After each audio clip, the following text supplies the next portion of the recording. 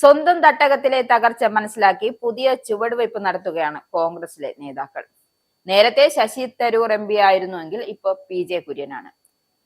എന്തായാലും കോൺഗ്രസിലെ പോരായ്മ എടുത്തു പറഞ്ഞും SFIയെ പ്രശംസിച്ചുമാണ് തന്റെ ചുവടുമാറ്റം കുര്യൻ അറിയിച്ചിരിക്കുന്നത്. ആ ചുവടുമാറ്റം തന്റെ വിമർശനത്തിലൂടെയാണ് അണികളെ അറിയിച്ചത്. കഴിഞ്ഞ കുറച്ചു നാളായി വാർത്തകൾ നിറയുന്നത് തരൂരിന്റെ മോദി സ്തുതിയായിരുന്നെങ്കിൽ അപ്പോൾ തന്നെ എല്ലാവർക്കും കാര്യം മനസ്സിലായതാണ് തരൂരിന്റെ BJPയിലേക്കുള്ള ചാട്ടം. എന്തായാലും കോൺഗ്രസ് പത്തനംതിട്ടയിൽ സംഘടിപ്പിച്ച സമരസംഗമം പരിപാടിയിൽ യൂത്ത് കോൺഗ്രസിനെ വിമർശിച്ചും SFIയെ പ്രശംസിച്ചും ജില്ലയിൽ നിന്നുള്ള മുതിർന്ന കോൺഗ്രസ് നേതാവായ PJ കുര്യൻ രംഗത്തെത്തിയിരിക്കുകയാണ്.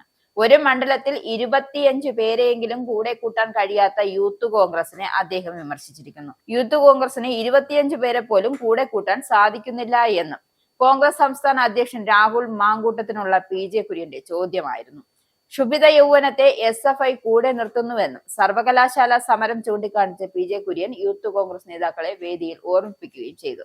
കോൺഗ്രസ് സംസ്ഥാന അധ്യക്ഷനായി തിരഞ്ഞെടുക്കപ്പെട്ട സണ്ണി ജോസഫ് ജില്ലയിൽ ആദ്യമായി പങ്കെടുത്ത വേദിയിലായിരുന്നു PJ കുര്യന്റെ വിമർശനം വന്നത്.